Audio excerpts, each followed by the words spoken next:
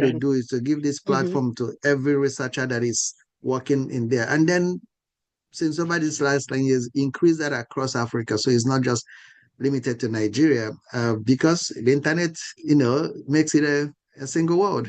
Exactly. So, Yeah, and it's amazing how like other platforms like communities of practice, or just like mhm, smaller groups of people getting together, like what we're trying to do with the global consortia, for instance, mhm, is just mhm, helping move that, and just amplifying the voice that we will all need to get yep, together and share. yep, And like we think a lot here about how do we demonstrate the impact of what we've supported through the years, and mhm, the impact of mhm. implementation science broadly. And the conclusion is that you cannot do that through one single project. It has to be Absolutely. a cohesive, Yeah. I yeah, just spoke network. with all the people that is there. So this is what we are planning to do after this, is that we are going to have a platform, this use this platform now to allow everybody that is has a UO1. So all the 16 UO1s and then the U54s that are happening in Africa. Mhm. So, just to give them a platform in a minimal way to say, you have 5 minutes, 10 minutes to talk about what is it that you're doing. And then, Yeah, because what is happening is because we do bring in a set of people that most platforms don't have, which is the implementing partners. So these are not the universities. These are the people who are running the HIV programs, running those programs. So being able to get them together and bridge that gap between the scientists and the research and the institution. So we are hoping that absolutely. and all of them were open to it. So that's something that I hope that it's just to give them a platform to say, talk about your 5 minutes, 10 minutes. What is it that you're doing? Which country where you're working? What is it that you're seeking? So just a Oh, brief, but I think fantastic. we'll start that discussion. And like you said, there needs to be multiple forums of dissemination. And Hmm. we want to do it early, not even when to talk about the results. No, we want to talk about what is it that you're doing so that people actually follow you. And maybe we'll bring you back again and to say, how is that project going, where it is. So that's Absolutely. something that we hope we can Yeah, use what the has platform worked for. for engaging people, what has not worked, and what Yes. are, Mm-hmm. yeah, how Mm-hmm. do you bring Yep. policymakers to the table? Yeah, Yeah. I think there's so many opportunities. It's exciting. Yeah. Yeah. Thank you. So we do acknowledge that some people switch from meetings to meetings. So we will wait. We wait till about 5 minutes into the hour so that people can transition and then we can get started. Sounds good. I'm Sounds good. having Thank you. trouble getting my camera to work, so I'm gonna sign back in and see if it works from a different Okay. browser. Okay. Okay.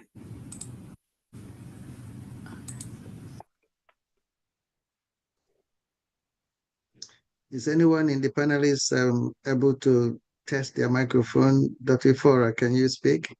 Dr. Lakunde, Yeah, can you hello, speak? Prof. Good afternoon. Okay, good afternoon. So we can hear you well. Hello. Dr. Yeah, Lakunde? Okay, good. So we can hear you very well. Dr. yeah, good Nyaka? afternoon. Hi, Yes. Nyaka, Dr. you there? Thor. Yes, sir. Okay, good. Okay, thank you so much. And thank you, Dr. Chambers, for joining us. Hey, everybody. Looking forward to this. Thank you. Hi. Thank you so much. I think we have, so Julia, can you speak? Just to test your microphone.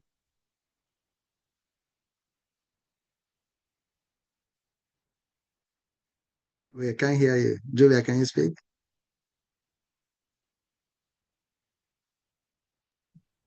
I think she said she would go off and come on, so maybe She she's on did. that transiting. No, no, she did. She came back.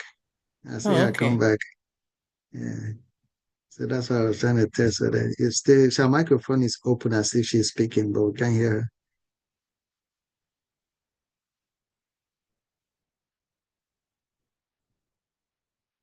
Okay.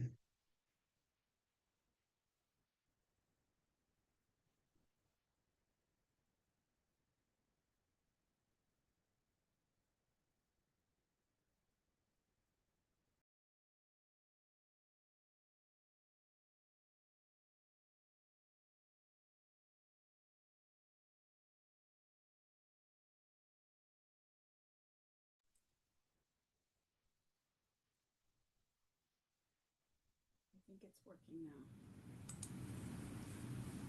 Can you hear me? We do. And see you. Good. Are you hearing us okay? Yeah. Yeah. Wonderful.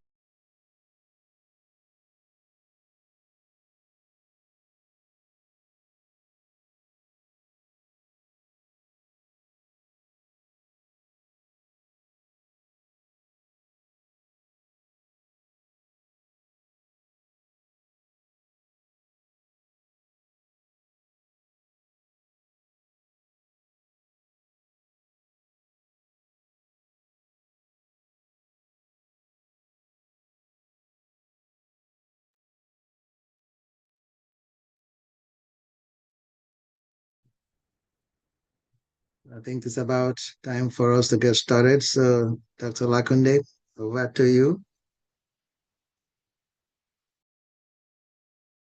Okay. Hi everyone. Welcome to day 5 of the 2025 Nisa Research Week. My name is Baba Yemi Olakunde, and I am an assistant professor at the College of Public Health, University of North Texas Health Science Center. I also serve as the associate director for the Sunrise Oncology Applied Research Center at Ivan Research Institute. So thank you for joining us today. And I would like to say Eid Mubarak to all our Muslim brothers and sisters. So we've had a week-long program. I think day 1 we talked about advancing implementation science in health. Day 2 was on research training and capacity building.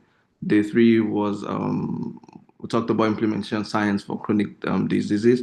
Yesterday was on mental health implementation in global settings. And today we are going to be talking about global implementation science for cancer control. Personally, I am excited about this today's session because it's an area that I'm, very quite passionate about, and secondly, because of the caliber of speakers that we have today. As we all know, cancer is an important global health problem. The burden is, increasing. In sub-Saharan Africa and low and middle income countries. But what is of concern really is the disparities that we see, differences in screening rates, survival, stage at diagnosis, right, within and between countries. I can even say disparity in cancer research as well. And I believe implementation science is something that can help us bridge or address some of these gaps. So again, today we'll be looking at implementation science for cancer control. We have a short poll. Kenna, can you do that? Maybe we'll just give people a few minutes to complete that.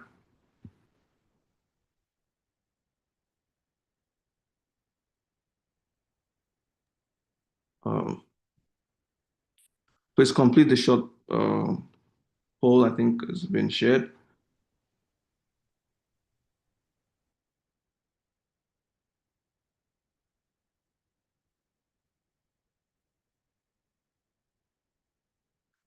So let's just give maybe 2 more minutes for folks to do that. Is that okay? Yeah. All right. Thank you.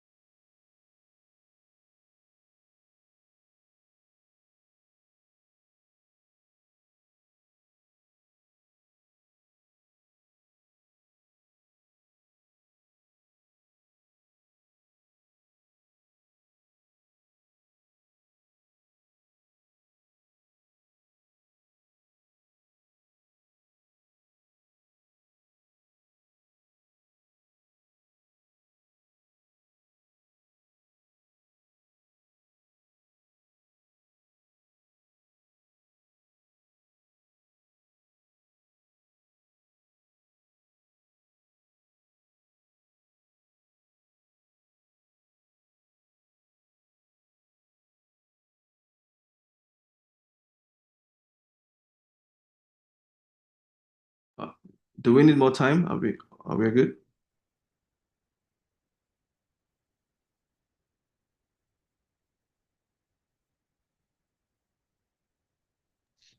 So I think you can continue, and we'll put this again as people join us so that they can complete. So Professor Onyeka, please remember to put this at interval because people who join after won't have the link. Yes. So we can Okay. continue. All right. Okay, thank you. So our first speaker today is Dr. Ijoma Ifora, who is going to be talking to us about our research on cervical cancer and how she was able to leverage an ongoing implementation research study in Nigeria. Dr. Ifora will also be co-facilitating this session with me. So she's a biologist with research interest in infection and oncology. Work explores evolution, epidemiology, and complex interaction between hosts and oncogenic viruses to generate evidence for the development of novel biomarkers for early detection and risk assessment, as well as the identification of new therapeutic targets in the African population. Dr. Efora is an assistant professor with the Department of Medical Laboratory Sciences, University of Nigeria, and a research fellow at Highburn Research Institute, Nigeria. Thank you, Dr. Efora. Welcome. Thank you very much, Dr. Olakunde, for that kind introduction. Can I share my screen now? Okay. Yes, you should be able to. Yes.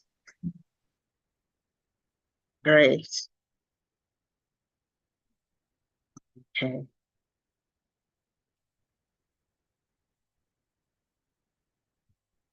All right. Yeah. Thank you. Thank you very much for your kind introduction. And I also want to thank very sincerely Ivan Institute for this opportunity to present my work, and also the audience here who gave their time to be here with us, in this, in what I titled "On the Shoulder of Access: The Big Cat Study."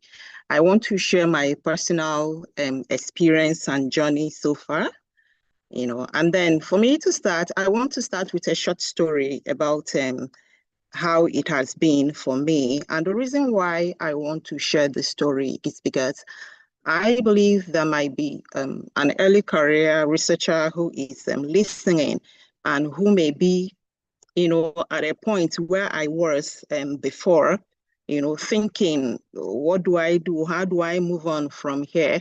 And so I'm hoping that my story would be able to give a bit of, will I say, direction to such an individual. Now, I joined Ivan in 2022. That's almost 3 years now. And then when I joined Ivan, it was a mentor that brought me to Ivan. Before then, I have not heard about the word implementation science. I do not know what it was about. And so you can imagine what my state was when I have to sit through all the Monday meetings, and people will come to discuss their research. I was profusely confused. And then after a while, I had to voice out my confusion out loud in one of the meetings. And so in response to that frustration, the director said there was going to be a CITA scholar program that was upcoming sometime in 2023. So he encouraged us to apply when the applications were made. And I did that. Unfortunately for me, I was selected to be amongst the first cohort. As the months went by, as the years went by as well, I started understanding the terminologies and the languages enough for me to follow discussions during Monday meetings and monthly webinars. But that's, I am not an implementation science expert, but then I work within an implementation science team. When I started understanding the terminology and the language and was able to kind of contribute to the discussions that were going, then came my confusion, because I am a basic science researcher and a translation researcher. So I didn't know, do I now leave what I was doing to join implementation science team, because for me, it appeared that was where all the grant funding was. And so in one of the many meetings that I had with Professor Eche, I told him plainly, Prof, see, I'm confused. I don't know what to do. Should I do this or should I do that? And he said, Ifora, I have been telling you people how to form a team. You have your expertise, bring your expertise, find out what you can do. And then for your limitations, you hire what you don't have. And that's how you build a team. And so with this at the back of my mind, it took me months really to crystallize what he kept on saying. And then all of a sudden it hit me. It was as if I just found my place in the implementation team that I belong to. And part of the things that helped me was I stumbled onto this paper, which I read, sometimes was around 2023, where they were looking at a model where, there is this integration, as if there is this making implementation science a part of the research pipeline, in the sense that what we have traditionally is that maybe a basic scientist is in the lab doing his or her science, or a clinician is in the clinic doing his or her research, without the thought of what will be the real world impact of this, or how will this even fit into the real world setting. And so when they have now developed the evidence, then the implementation scientist now takes the evidence to go and start looking, how will this work in the real world? How does this fit in? But in their approach, they were propagating an innovative collaborative model where, even before you develop that project, you kind of consult with implementation scientists, share your ideas about what you are doing, and then maybe they can give you an insight on how you may likely tweak your idea so that it can have a far-reaching impact. And so this got me thinking, and then suddenly it's as if I found my role in the midst of implementation scientists that surrounded me. And so for me, it was a win-win situation for me, because I can still do what I have the training to do, the expertise to do, and then what I am happy doing while delivering impact. And so for me, it was very fulfilling coming to this realization.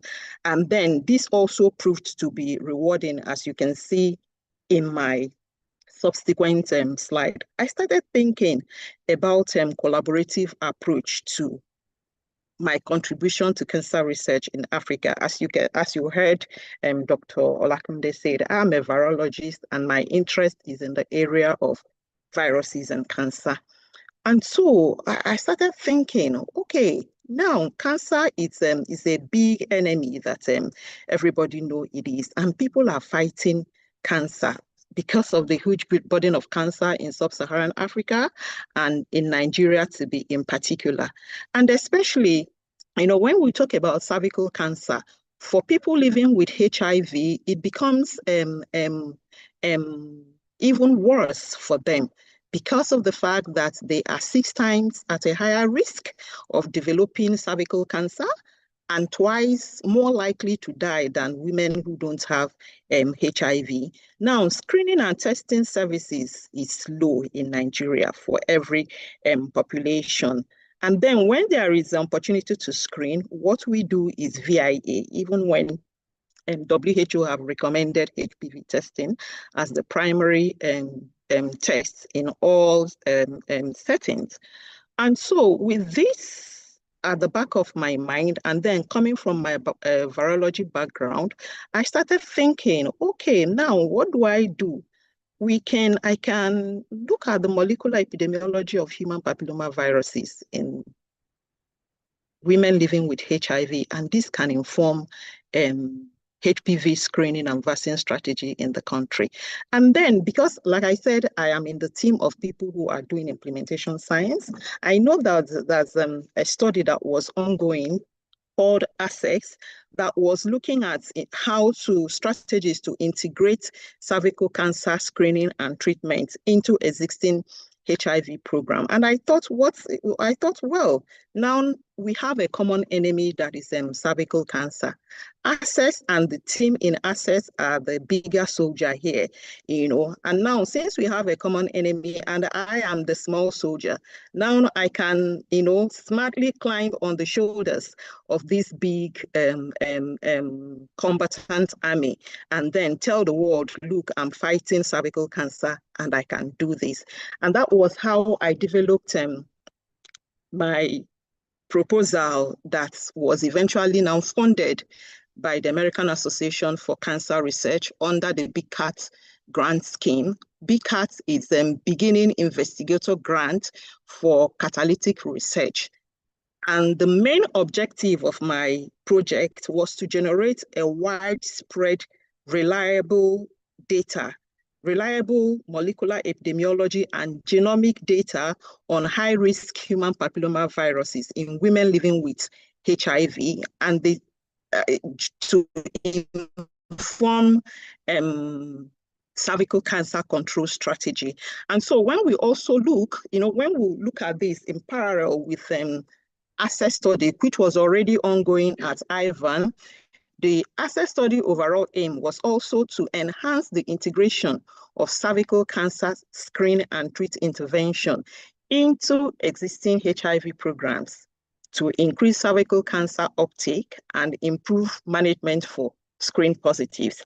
And so we can appreciate the interconnectedness of the goals. And then also the fact that the population is women living with HIV. And then when I looked at it, I said, yes, even though I am a basic scientist, but now I am in the midst of implementation scientists, I have to leverage this team. I have to leverage this framework that they have to showcase what I can do and to convince these funders that, yes, I can do this. And apart from convincing the funders that, yes, this is what I can do, to actually deliver a work that have real impact in the lives of women living with HIV. And now, what are the key benefits of this, my approach to what I do now?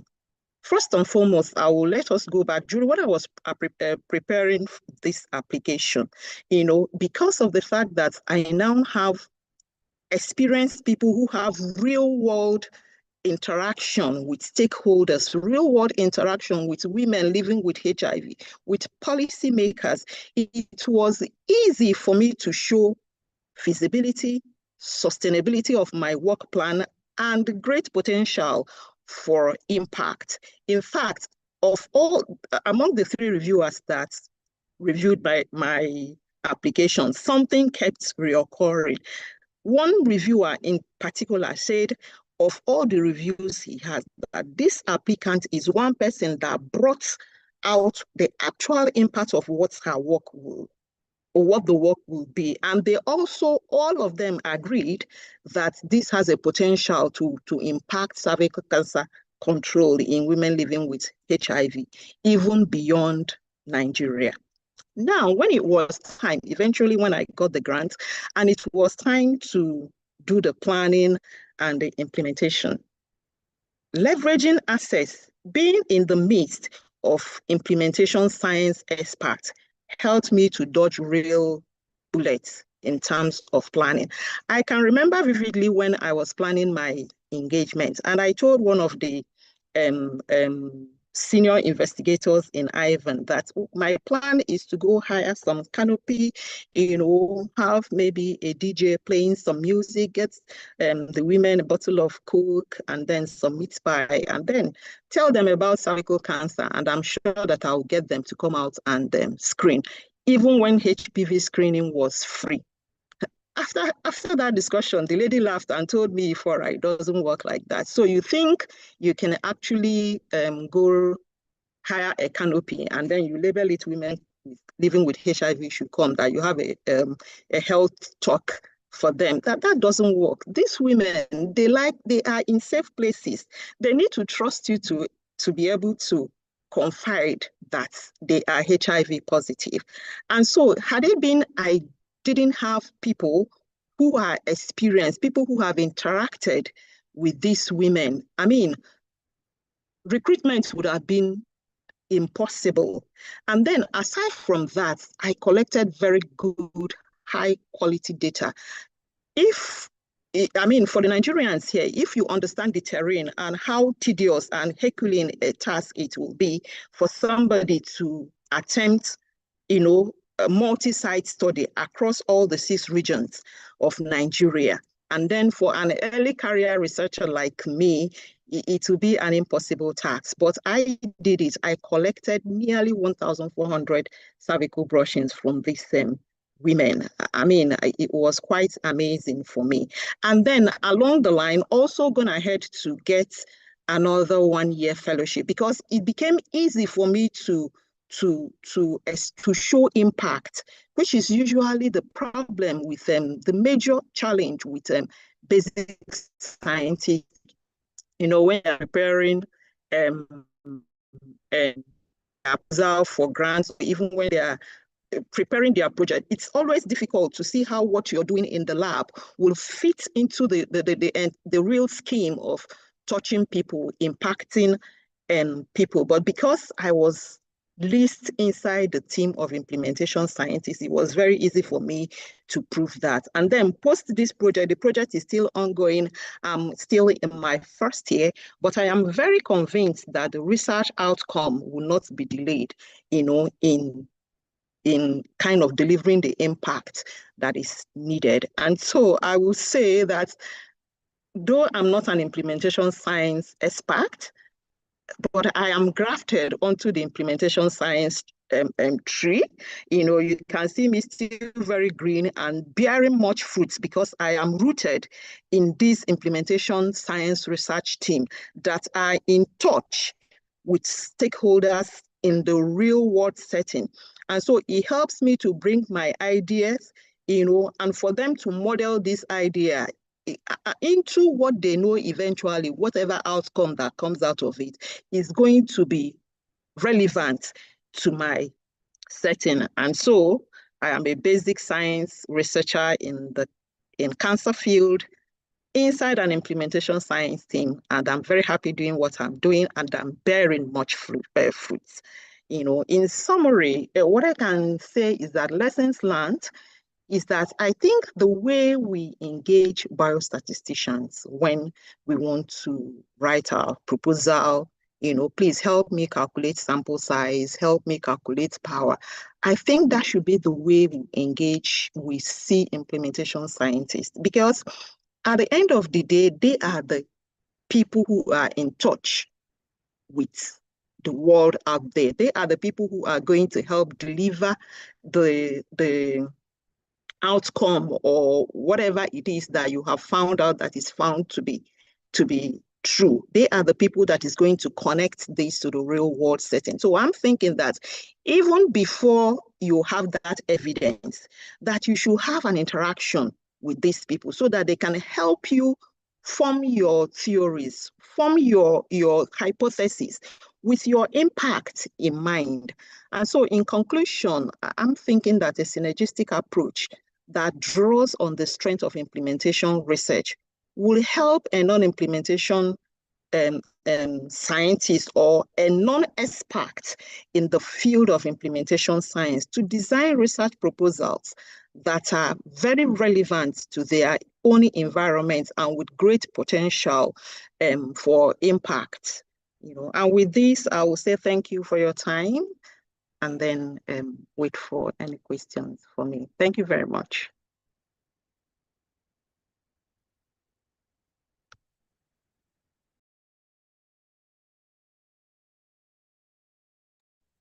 Thank you very much, Dr. I was trying to unmute. Thank you so much for that great presentation. I'm looking at the Q&A. We don't have. Please, you can send your questions. I'll put your question. Yes. Then there are no questions for now, so maybe we can go ahead. So you can go ahead. While they're doing that, please, we won't take questions from the chat box. It's difficult to do from the chat So click on the Q&A so that you can move your question from the chat to the Q&A. It's easy for us to go there. So please, thank you, Professor Dr. Ifora. Please stay back, and as we finish this process, we are going to open back again for questions. Thank you. Yeah, so I think there are a few things that I also like to highlight, from our presentation. So she talked about the Monday meetings, right? So that's what we call the weekly research in progress meeting. So we meet every Monday at Ivan, our research institute, for 2 to 3 hours. I think, Prof, I think you mentioned this, right, on one of your presentations, right? And so it's a platform for people to come and share their proposal. If they're working on any proposal, it doesn't have to be any NIH and any funder, and they get input and feedback on their proposal. So we've been doing that for the past 3 or 4 4 years now. So my question for you, Dr. Ifora, right, and I think you touched on this briefly, right? Like, how was the to what extent was having this infrastructure helpful for your study? Thank you very much for that question. And then, when I was presenting, I said that, first of all, during the application, it helped me to show potential for impact.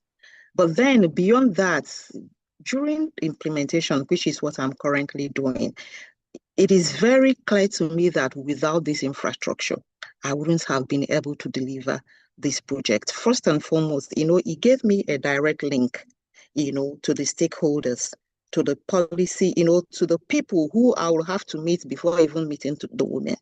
And then because Access is already in contact with these women, they know them, they know what approach works with them. So it was easy for me to leverage access to get access, leverage access to get access to this, women. And then you talk about collecting quality data and all that. It was amazing. And then also, most importantly, I told us that while I was delivering this project, I got another fellowship, because once people see, oh, this lady is inside implementation science team, it's as if it's something new that they have not seen a basic scientist do. So it's like I'm in a gold mine that really I can't even know how to explain it. Yeah, thank you. Great.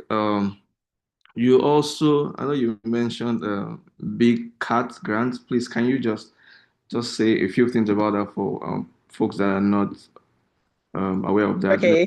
Yeah. Like to say. Okay. Yeah.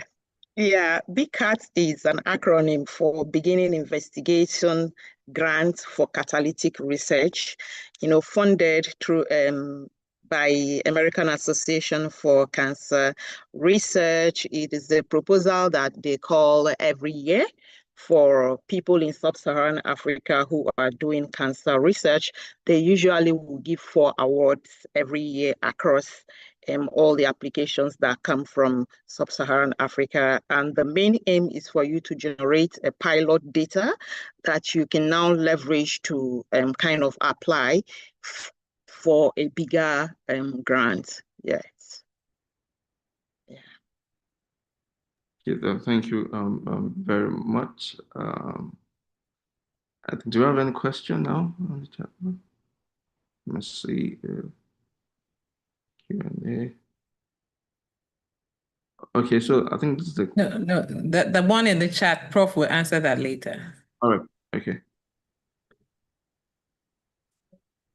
Okay, thank you very much, Dr.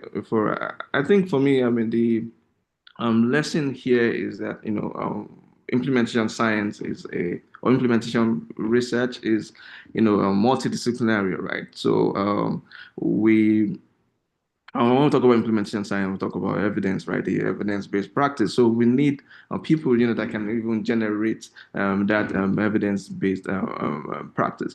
So don't say you are not implementation scientist that you can work with, you can do implementation research. So it's a multidisciplinary field that, every person can participate in, right, in developing evidence and translating evidence to practice or improve integration of evidence-based practice. So thank you very much. That was a beautiful presentation. So we'll move to our next speakers. And I would like to introduce Dr. Margarita Correa Mendez.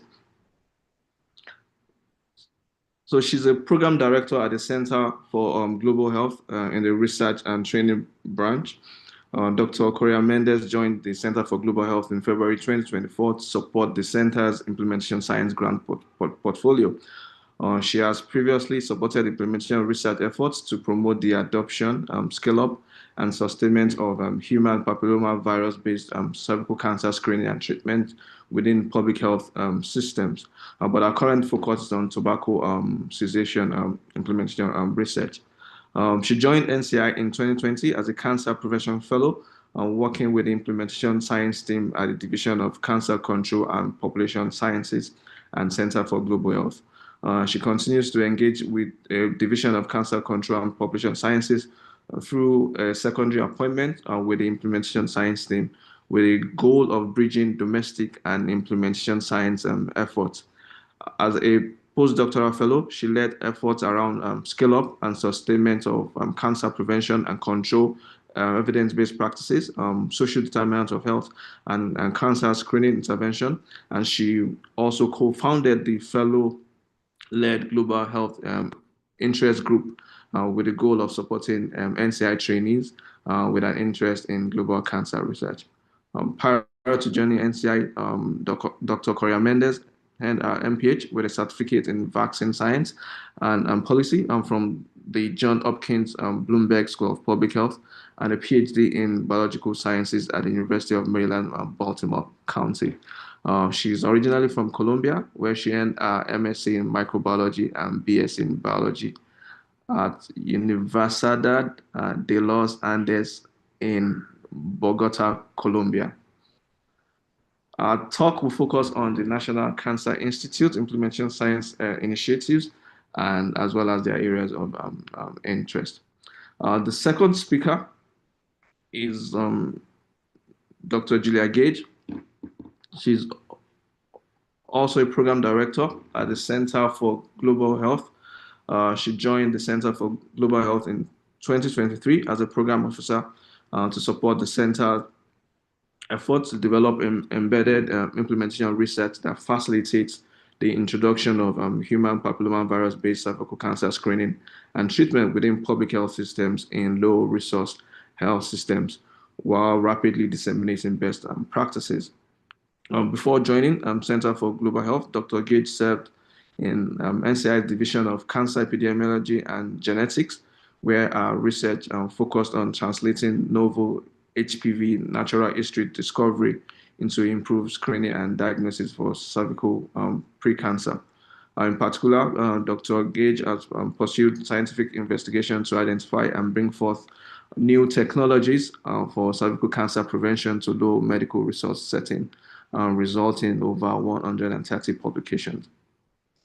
She served as the NCI lead for multiple studies during her time in the Division of Cancer Epidemiology and Genetics, including the NCI Brazilian Management of Risk Cervical Cancer, called the MARCO study, to evaluate the effectiveness and cost effectiveness of novel screening and cervical cancer screening and triage strategies, a Rwanda study on the impact of prophylactic HPV vaccination on HPV immunity and HPV infection in women living with HIV/AIDS, and a project, Itoju, which on epidemiologic and molecular features of cervical cancer in Nigeria.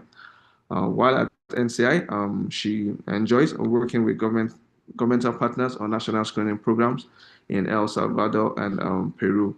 She has also served on numerous WHO screening and management guideline committees. Dr. Gage will be talking to us about embedded implementation research for cervical cancer control. You're welcome. Thank you, Dr. Olakunde. I'm going to share my screen. Okay, are you able to see my screen okay? Yes, please. Great, wonderful. Let me adjust my screens here.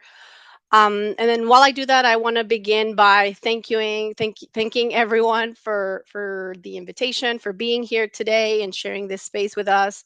I am honored to be here with the esteemed set of colleagues today. Dr. Ifeora, is great to have a fellow biologist as well.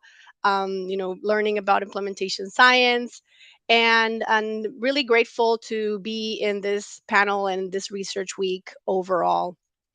And so, for the next 40 minutes or so that we have together, I am very excited to share this virtual space with my colleague, Dr. Julia Gage. And we've organized our time today to first allow me to provide an overview of implementation science initiatives that are supported by the NCI. And this is with the idea of highlighting key areas that are important to advance the field of implementation science globally. And throughout my talk, you'll see a set of QR codes and links that hopefully will take you to multiple resources that will continue to facilitate learning, identifying potential collaborators, to expand your networks. And then I'm also always happy to connect with you. Here is my email address in this, and I'll share it at the end of my talk as well. I will then pass it on to Dr. Gage to share about embedded implementation research, as Dr. Olakunda mentioned, because we believe that this is an approach that is really meaningful to helping bridge that gap between all this implementation science knowledge that we have and the practice to improve and have impact in cancer control strategies. And I would like to set a disclaimer that all the opinions that I say today are my own and do not represent those of the NIH or the United States government. And so we know, and we've heard this week, that research discoveries have led to multiple interventions, tools, and programs in the cancer prevention, cancer control space. We have some examples here that have really made and moved the needle towards preventing, diagnosing, and treating cancer. Yet, we know that this can be underused or overused due to a variety of reasons that we've discussed also throughout this week and that were highlighted by the poll that you just completed. And so we know that implementation science works with the goal of improving research on cancer outcomes and promoting health across individuals, populations, organizations, communities, etc. And with the importance consideration of the variability and the complexity that we have across different contexts, different countries, and different settings, even within the same country. And so, recognizing the value of implementation science, it is now, or it's been for a couple of years, a key area of interest for us and NCI. And we see the value of it too, or what we want to support is accelerating global cancer research, again, to improve, to improve the impact of cancer control on health and the healthcare of the population. I want to emphasize that in addition to implementation science, we also support some other areas of research and other key components that are essential for our implementation science efforts, such as training. Oh, sorry about that. Such as training, dissemination, and partnerships with multiple organizations. So this is a bit of a busy slide, but I will walk you through it throughout my talk, and it helps us kind of like provide a big high-level picture of the implementation research programs that we currently support at NCI. Is everything okay? Yeah. Okay, I will continue.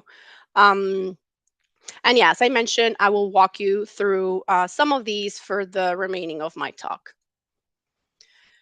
And so the implementation science portfolio that we support at NCI and specifically for the Center for Global Health, it's the biggest. Okay, good. I'm glad it's being recorded.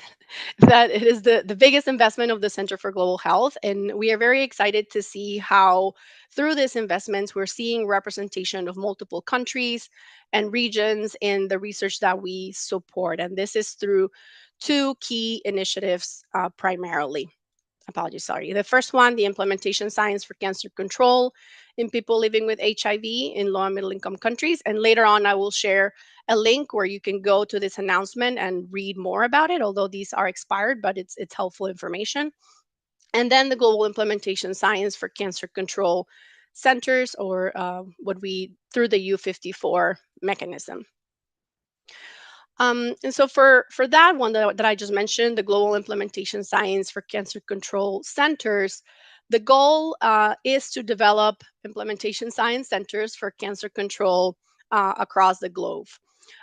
What we envision is implementation science hubs that can serve not only to support a set of specific projects and a set of investigators, but have really serve as a regional hub that can continue to develop research capacities by the studies that they're conducting, but then also through partnerships with academic institutions, clinical and community sites.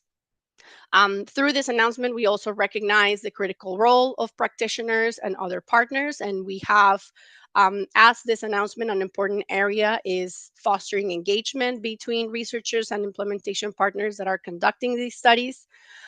This QR code should take you to the Center for Global Health website. And I want to point out that this table here really helps to connect you with who these investigators are, what are the institutions, the key areas of, or the titles and the areas of research, the country they're based. And as I'll show you later, if you click on them, it will send you more information to the abstract, but then also to the full announcement itself. This map here shows all the collaborating countries within our implementation science initiatives and our embedded implementation research efforts. And we're really excited again to see that we are seeing representation of multiple countries, with the majority of the projects being based in sub-Saharan Africa. This is a very similar table to what I just showed you, but now just showing projects on the implementation science for cancer control in people living with HIV. And then, as I mentioned, we have this through this link, you should be able to access this information and have a little bit more clarity on what each of these projects entail. And as I was sharing earlier, if you click on this link towards the left of the table, this should connect you to the NIH Reporter website, which is a helpful tool to just be able to see what the abstract of the project is, what the public health relevance, who the investigators are, and hopefully this is a useful resource for you as you start learning more on potential collaborators. This table shows a snapshot of all the 16 projects that we have through the implementation science in people living with HIV initiatives. And what I want to show here is a comparison in a way of the areas of focus and implementation strategies that are chosen or being used by each of these projects. So what I want to highlight too is that there is a diversity in projects, but then also common areas of interest around focus areas along the cancer control continuum, for example, around screening and early diagnosis. Um, and then also in implementation strategies. So here are some examples around peer-based support, framework guided and process-driven strategies, and then the integration of multi-level contextual characteristics. So what we see here is really an opportunity to increase the impact of these projects, not by seeing them as individual projects, but more of a combination of efforts. And so, as I mentioned, seeing the diversity of projects and the countries that are represented, as well as the potential of these initiatives to have an impact advancing global health beyond the impact that each individual project has, we are bringing these global cancer centers and the implementation science and HIV groups together as a global implementation science consortium. And this is with the goal of leveraging the diversity in projects, the approaches and methods that they're using, the expertise, the experience, etc., to generate knowledge and solutions that can be generalizable, but then also be applicable and scalable at a larger scale for larger impact. Through this collaboration and knowledge synthesis across projects, we are confident that the knowledge and solutions that will be generated will have an impact beyond the local settings, as I've mentioned before. And so we've had participated in multiple conversations and similarly engaging with audiences like you. And three thematic areas have surfaced as key areas that would be important to advance the field globally and where we think that collective action could have greater outcomes. These broad areas include partner engagement, context and adaptation, research capacity development, and I'll go over these in a little bit more detail. So, as we've heard this week, D&I research offers the promise to systematically apply engagement of multiple partners across multiple levels. And in doing so, providing a venue to also advance the science of engagement, which has been identified as an important gap. And so, distinct from participatory research that uses engagement techniques, engagement science really focuses on the methods and the outcomes of engagement in order to develop that evidence base for why engagement matters and how we should be doing it to do it well. In this area and through these efforts that we have, collective efforts, we are hoping to formally assess engagement. There is an opportunity for D&I science to fully embrace and advance engagement approaches and assess measures, metrics for evaluation, et cetera, that could advance the field.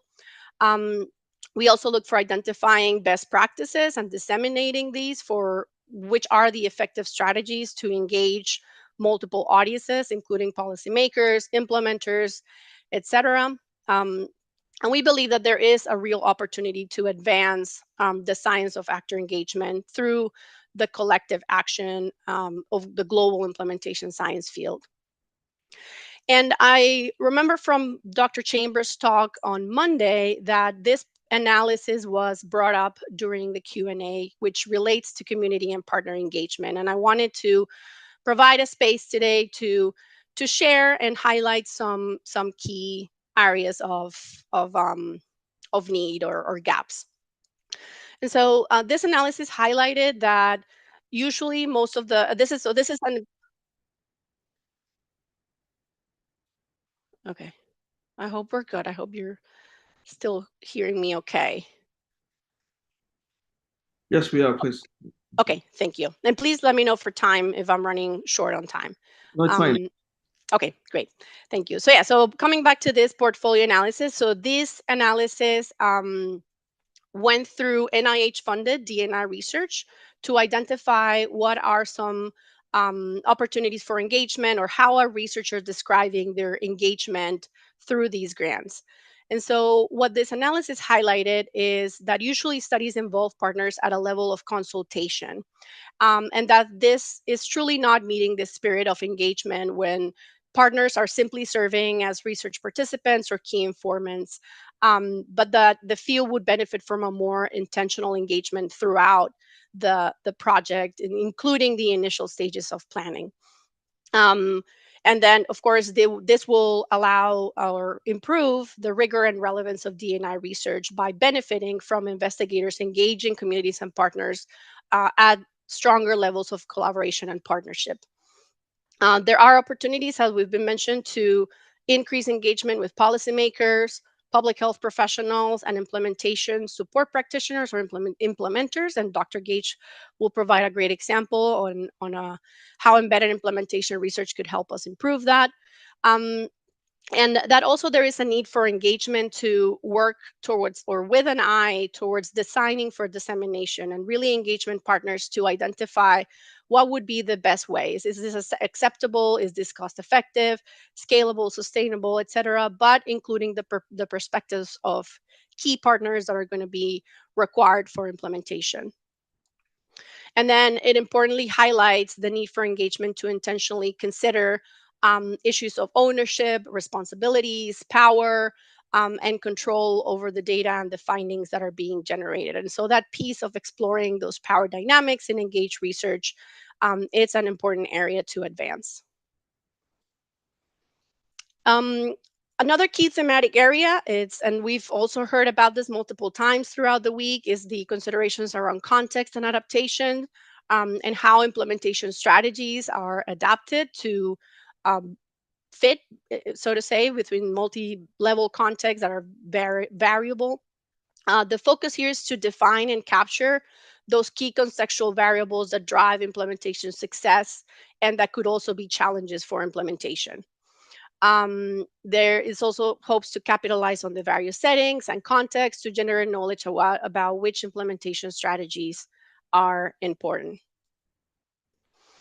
And then also very importantly, finding ways to support sustainable models of mentoring, career development, and research training to strengthen capacity for implementation science.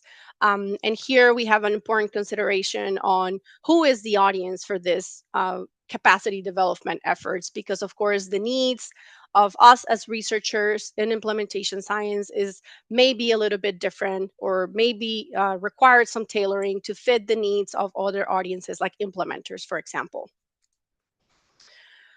And so NIH has supported implementation research related to cancer prevention and control as well through the dissemination and implementation research in health funding announcement. And I'm adding some information here. This is a funding announcement that we've had over several years, and we expect that it will continue to be there with some modifications, including a new system for foreign research, which we will be happy to share as soon as we have additional information around this. Now, through these links here, you can find important information around the announcements, more details on what the R01, R03, R21 mechanism mean. Um, you can also find some areas of interest and examples, considerations around applying and the review process. And if any of these is of interest to you, please feel free to reach out and talk to us as program officers that could definitely help you understand these better and tailor your application to work around here. And I want to highlight too, and part of the reason why I shared all those funded investigators earlier is because I strongly believe that connecting with investigators who have been previously funded by NIH and considering them as mentors throughout the process is a really important step to consider. And so I'll go over this pretty quickly. So you will find the overall purpose of this announcement, but very broadly is to identify, develop, and twist strategies to improve cancer control in the area of cancer specifically. So there is an interest for studies across the continuum, including those areas that are not necessarily as prevalent in what we fund, such as treatment and survivorship. And then I want to elaborate a little bit more on the last bullet point here on sustainability and scale up. So we conducted an analysis of NCI funded implementation science grants that study sustainability of cancer control evidence-based practices. And here is a definition of sustainability, which just very broadly or very summarized says that sustainability is that some part of a program intervention strategy continues to be delivered over time, so that program individual behavior change or the impact of the intervention can continue to produce their benefits over the long term. And here with this QR code, it will take you to a webinar that we did last year around sustainability research, focus amplifying also some examples in the global space. And I will connect you to these webinars later as well if helpful. And I'm happy to share the links if I'm going a little bit too fast. So some research priorities that have been highlighted around sustainability is examining those factors or the barriers and facilitators within the context that affect sustainability. Similarly, the strategies that can be leveraged for sustainability. How do we measure the sustainability of an evidence-based practice? Capturing when strategies are needed to be adapted and reporting these adaptations so that, adaptations so that this strategy can be sustained in the long term, and making sure that this information on how did we adapt to a changing piece of the context is not lost. The use of theory modes and frameworks, as we've heard also throughout the week, And in this case is really important to look at these to help you guide your thinking and your planning around which are those areas of sustainability that need to be considered when you are planning for this. And so I just want to highlight some key findings of this portfolio analysis. Out of 72 grants that were included, NCI funded implementation science grant, 20 studies were based in the Global South.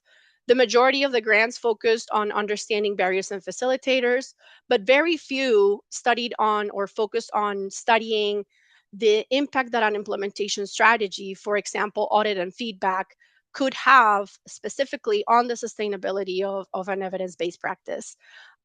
Few programs, as I mentioned, report on the adaptations that are needed, and then also very few assess the policy level contextual factors that would be important for something to be sustained.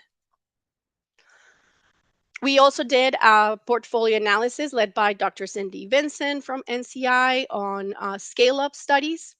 And here we use the definition of ExpandNet, which is an informal global network of individuals and organizations that aim to advance the science and the practice of scale up. So it's a really helpful resource if you're thinking about scale up. Here is also the link and the QR code for a webinar that we did focusing on scale up. And the way that we defined it or how we adapted for this portfolio analysis was scale up being the intentional efforts to increase the impact of interventions to benefit more people in a greater number and a broader set of locations and settings.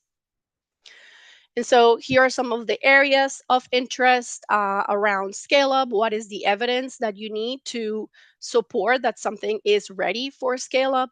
What are the barriers? That's always a really important question.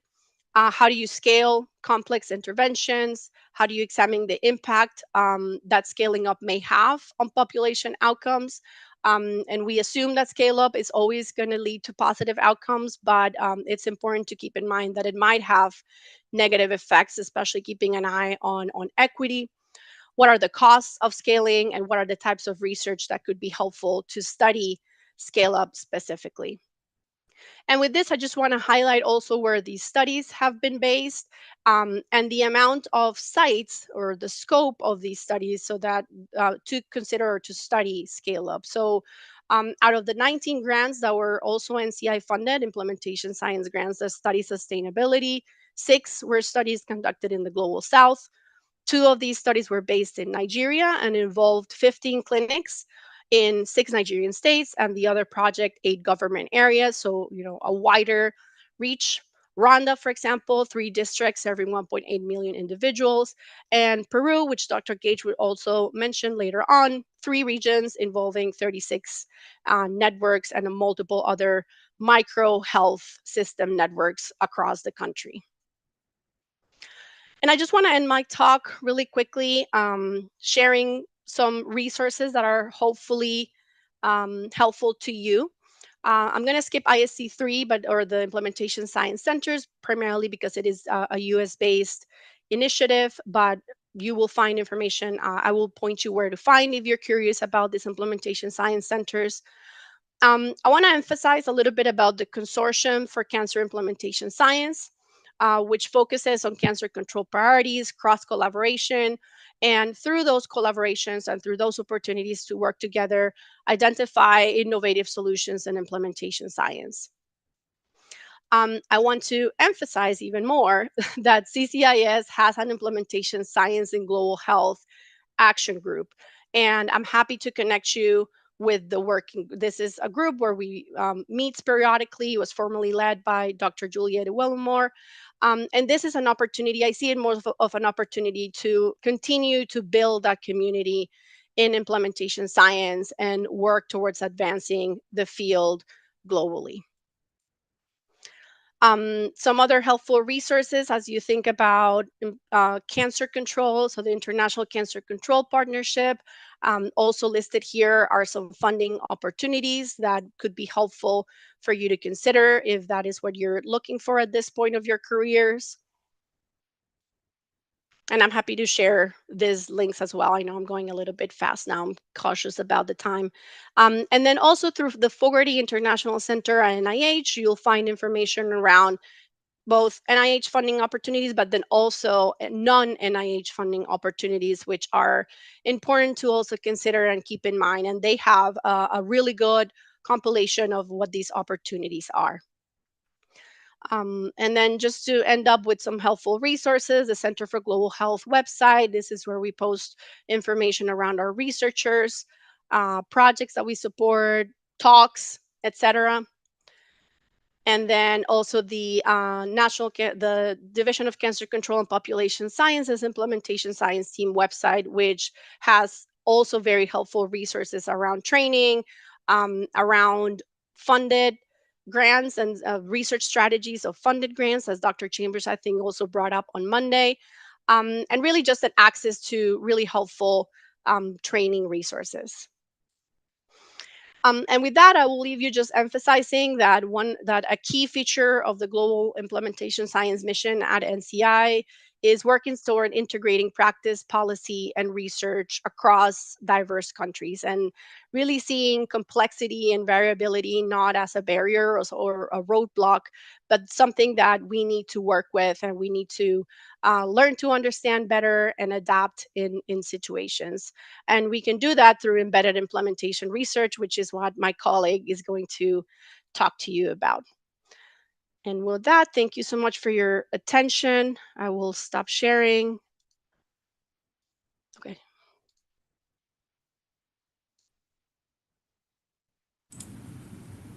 Great, thank you, Maggie. And are you able to see my screen?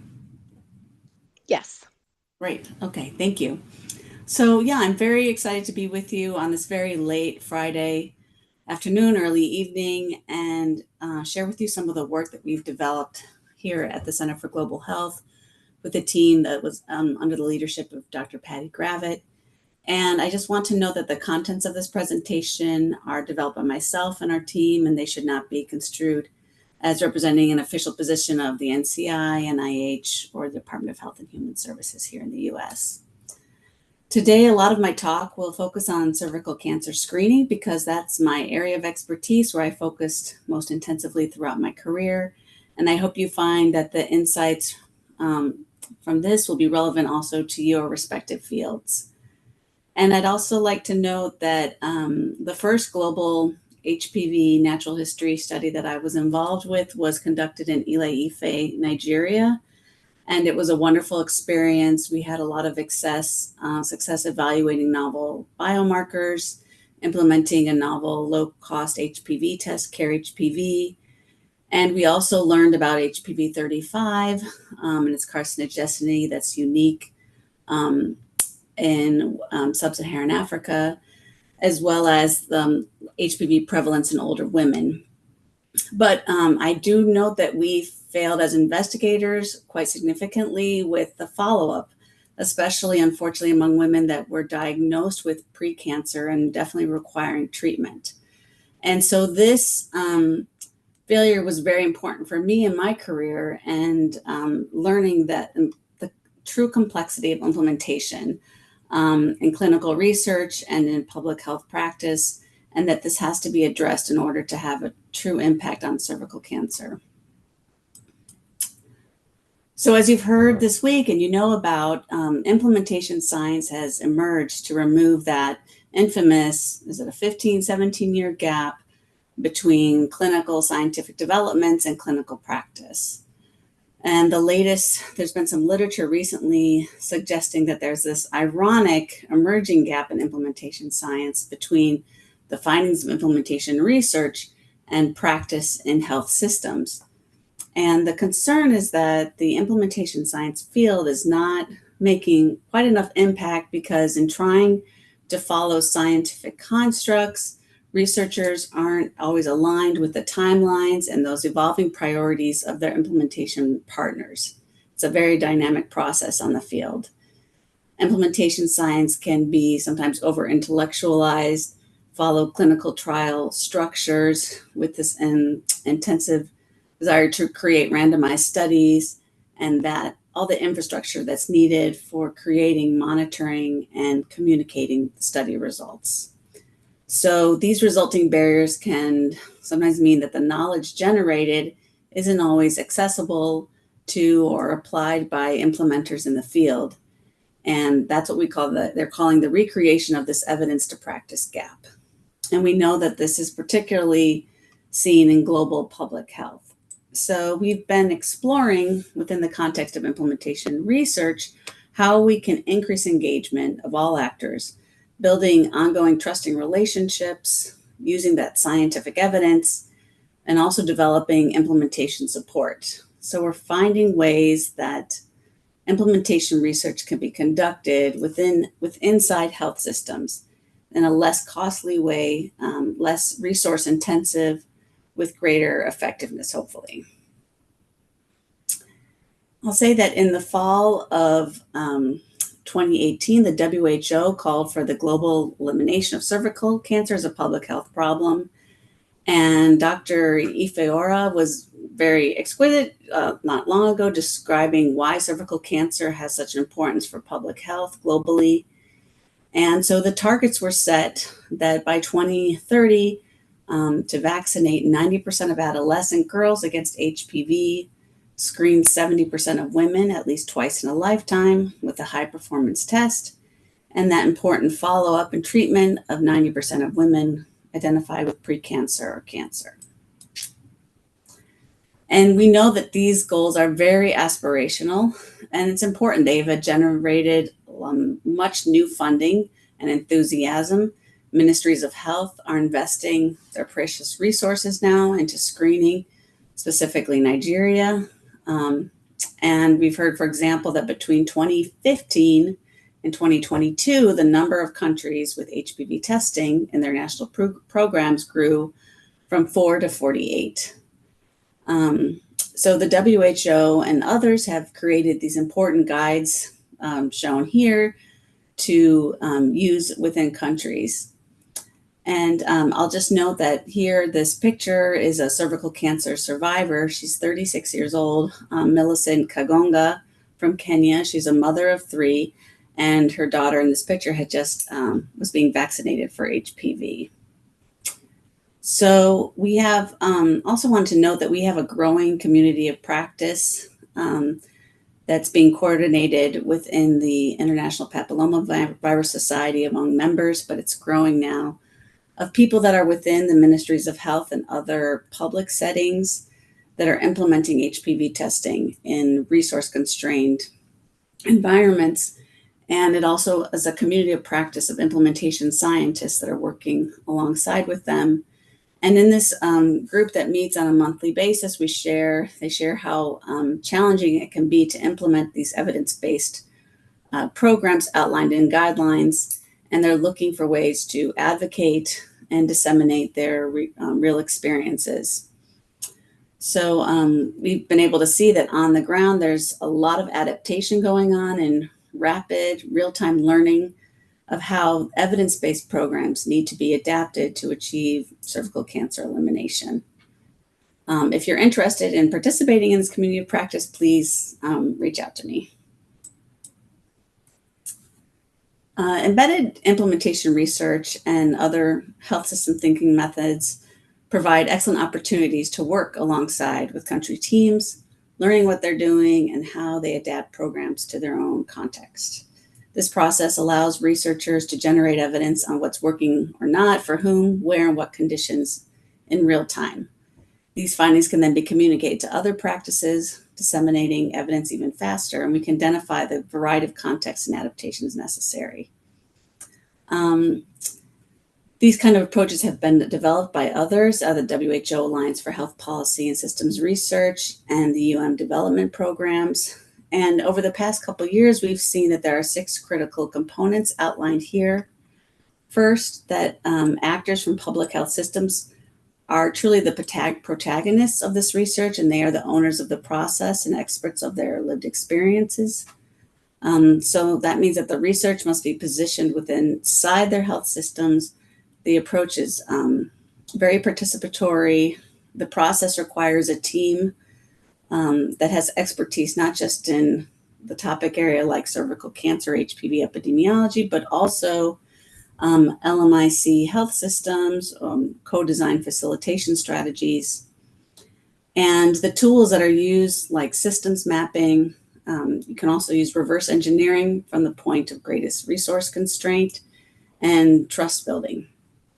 Learning health systems are also required to incorporate data and monitoring. And finally, we have to disseminate what's working in a way that's accurate and complete. And the idea is that this approach will itself lead to more sustainable results in health systems. Ideally, this research should be expansive and flexible to dynamically pivot and react to local contexts and challenges. So here's how you see this within cervical cancer screening. It could be applied to other programs. Program implementers have WHO guidelines and guidances, but they're in the trenches. They're usually overwhelmed, underfunded, and they're using what they can to get screening programs underway.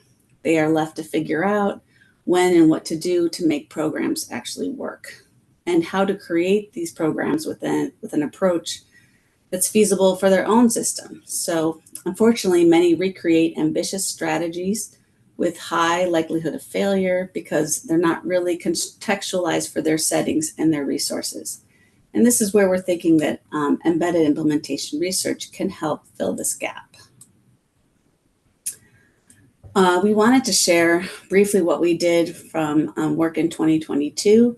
We were asking ourselves how this transdisciplinary and cross-cultural team of implementation science researchers, system scientists, and scientific content experts can work together with national and local health system actors to facilitate system-level planning, program implementation, evaluation, and ongoing program improvement.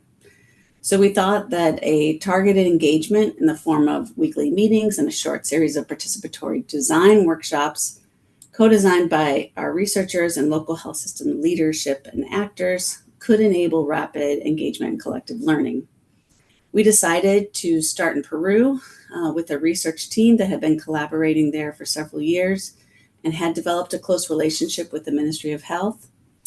After several years of advocacy and planning, Peru themselves had started HPV testing in 2 regions in the country, and now it has been since scaled up across the nation.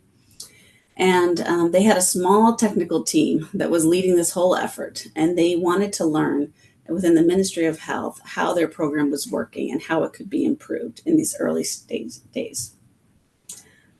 So we went to the Northern District of Lima here. They had less than 500,000 women between ages of 30 and 49 across 9 different networks. And they had a data now from screening 12,000 women. And so they wanted to reflect on their program. And this is a summary of what's being written now by Dr. Fatou Jalf. And this here showing is the cycle of embedded research in a learning health system. So it's put into the context of Northern Lima. Cervical cancer screening rates in Peru are well above elimination goals. The ministry created their plan to procure HPV tests, establish labs, create a data system, do training. And in July of 2021, they started implementing HPV testings in several areas of the country. After a few months, they wanted to reflect on how their program was working and engage local actors.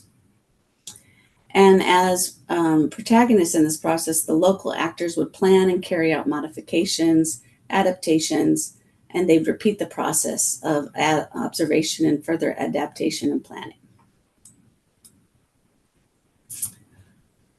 So in this participatory co-design process, we had a few months of planning and engagement. There were Zoom meetings where conversations were anchored around their screening program and health system. In addition, we also devoted a lot of time talking about facilitation methodology for workshops, typical training for midwives and doctors involved instruction within a hierarchical structure that you can imagine typical trainings. But instead, these workshops were really meant to be facilitated dialogue to equalize the voices and hear everyone's experience.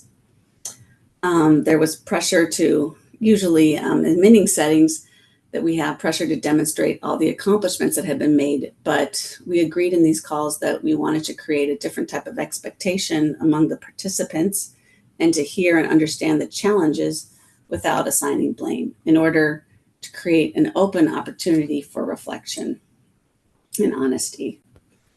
So these were the goals that were decided by the Ministry of Health and Northern Lima planners to create a shared understanding of their system and find leverage for change.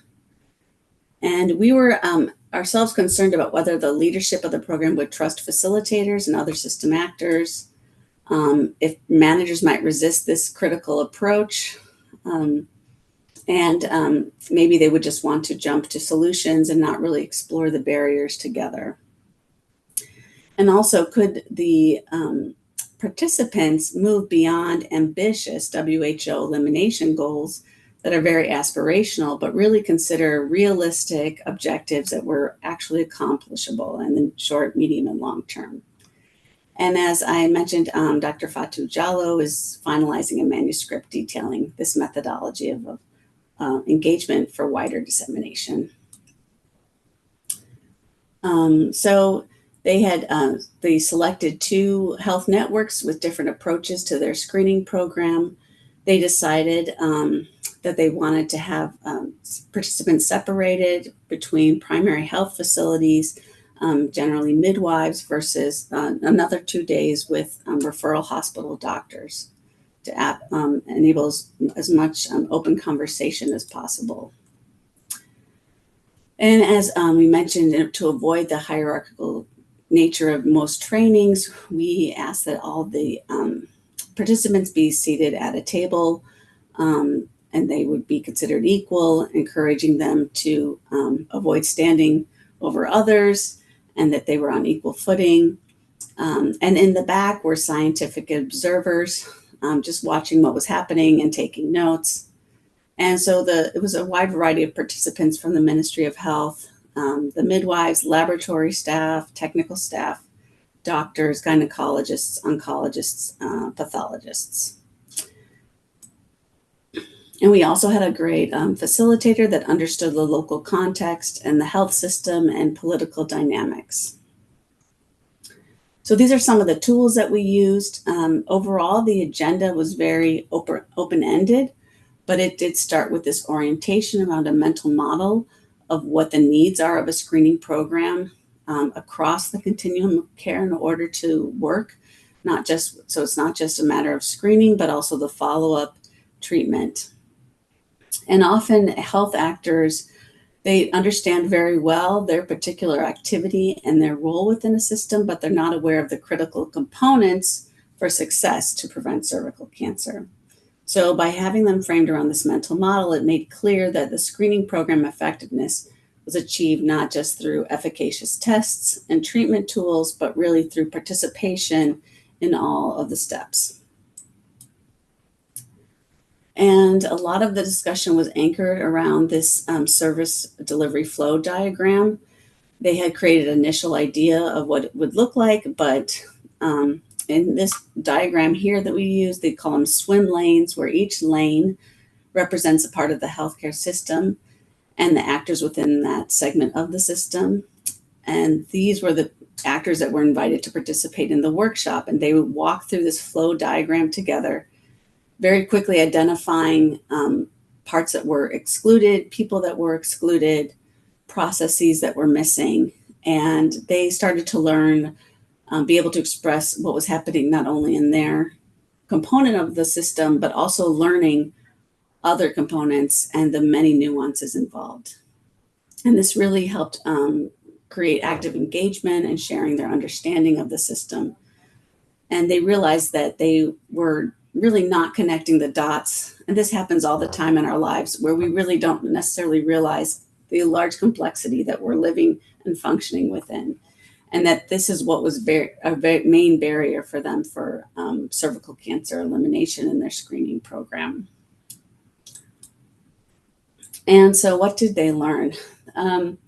When they were in a safe space, they were able to really fully engage, and they started to map out the system. And at some point, we had to go to whiteboards, and they really didn't completely understand, as I was saying, the complexity. So midwives were referring screen positive women to hospitals for follow-up, but not knowing that the real reasons why they weren't making it to those hospitals, and that they were getting lost in the system. And doctors, similarly at the hospitals, didn't appreciate all the challenges involved for getting women into their care, and appreciate why there was a need to move some of that care to the primary care level.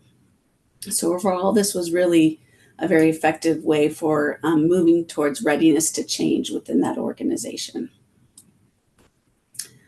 We've also developed several other tools for facilitation, and this is as they were able to better understand their barriers and bottlenecks, then we introduced this scenario tool that's now available on the web.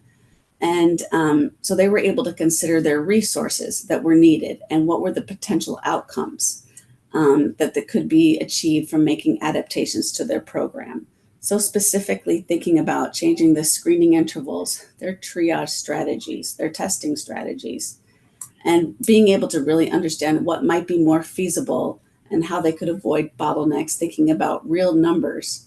And for the program planners that were part of this, it was a real eye opener for them to see, more realistically visualize what was feasible in the short term and was going to provide better success than what they were aspiring to.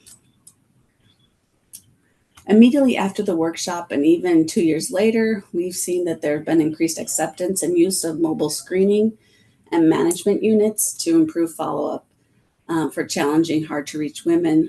There's now direct referral to Colpost centers and maternity units closer to primary care instead of tertiary hospitals.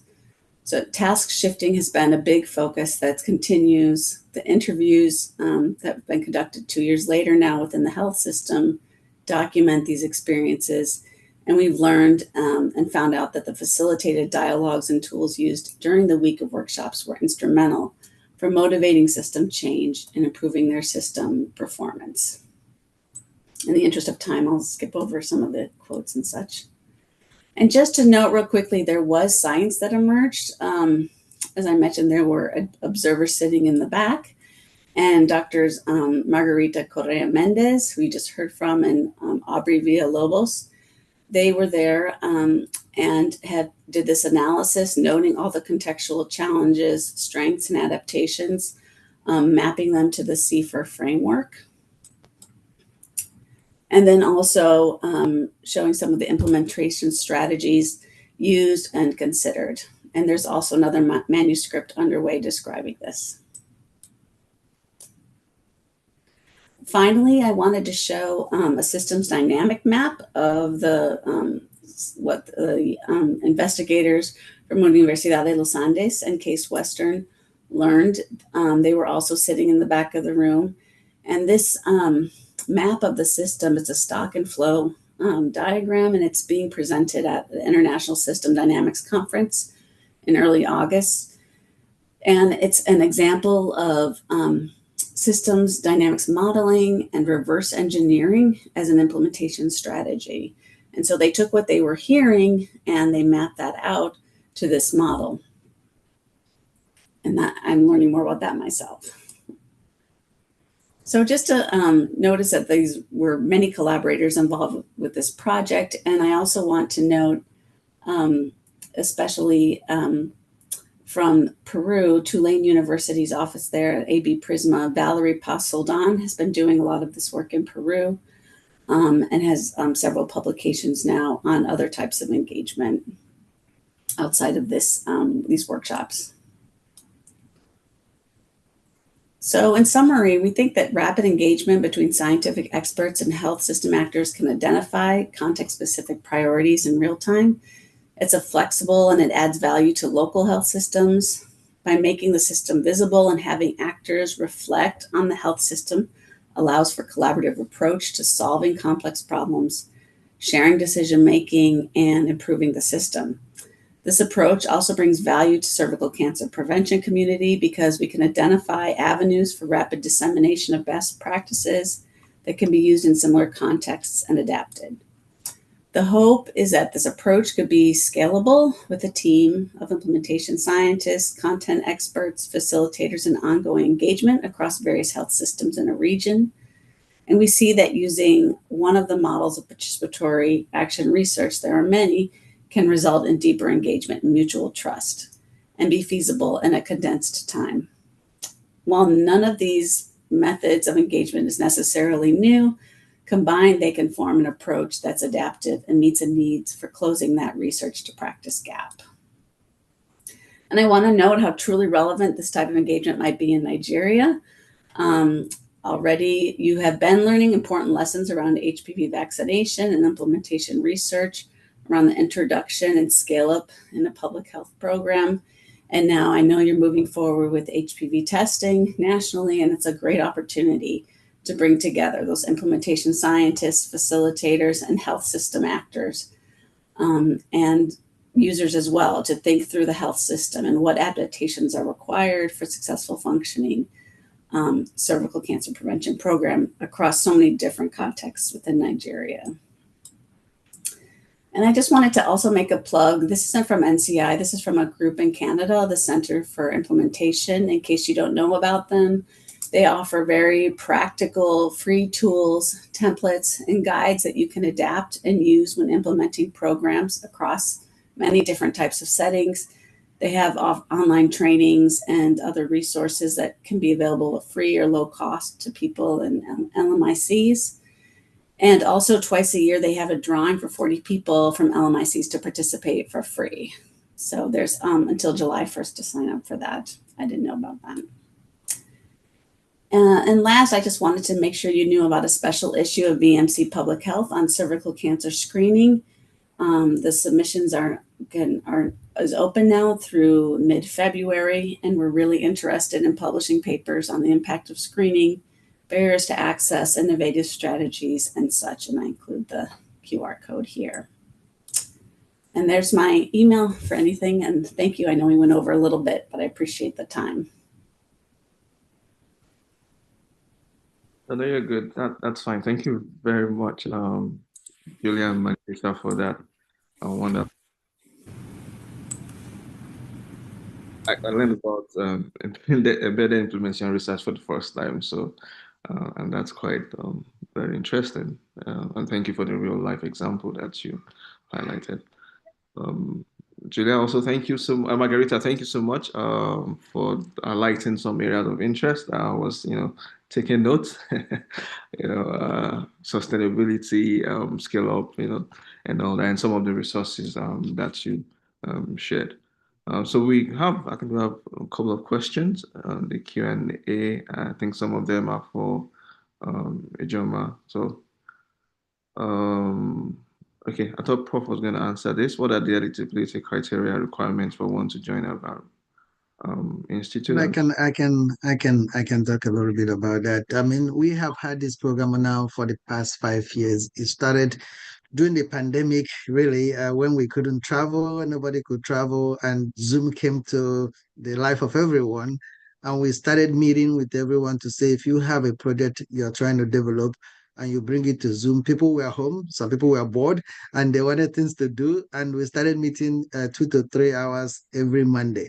We have done now 2 to 3 hours, 50 weeks a year for 5 years. And that's what I call sustainability of programs. It's not funded. It's just something that we do every Monday.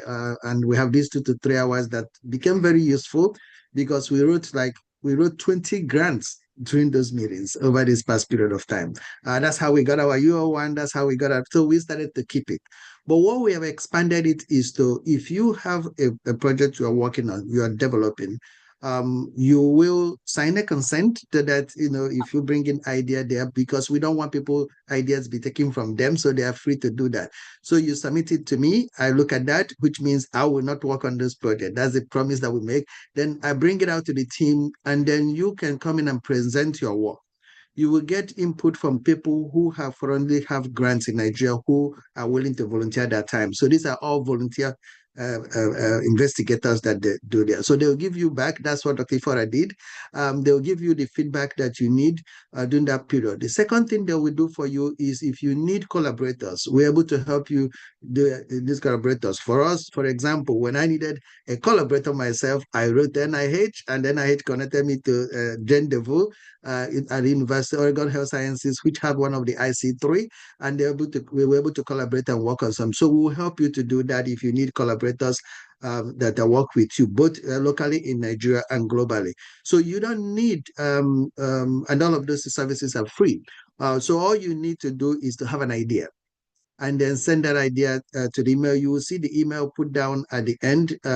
So Personiak, if you can put the email, if you send that email, it's checked by my team, and then we'll bring it up and be able to do that. But that's all it takes to be there. We do want you, which is our requirement, is that after we provide you services for those things for your own project, that you are able to turn that also to come back and give that input back to other people. I think if you just go to one of the slides, you can. I just wanted to show the other slide, just to the one on the CITIA Scholar Program. So every year, one thing that we also do is this program, because we're trying to build. I believe that if we're funded by NCI, and what we're trying to do in that 5-year project, that not only can we sustain an infrastructure when the funding is done, which is one of the places we talk about sustainability, but we start to talk about sustainability in our thinking the first year, even when we start the projects, though not at the end of the 5 years. So one of the things we have been able to do here is that we have offered to select about 10 to 12 people every year. We have done that. This is the 4th cohort now, and we have expanded it from Nigeria to Kenya and some of the other African countries.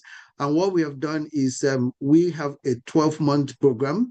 We will spend the first 24 weeks giving you didactics on implementation science, from how to choose strategies, how to choose framework, how to do all of those things to be able to prepare for your proposal. But the more important thing that is also during that period, we assign you a one-on-one mentor, which is one person who have been on an implementation science grant, so they can actually guide you.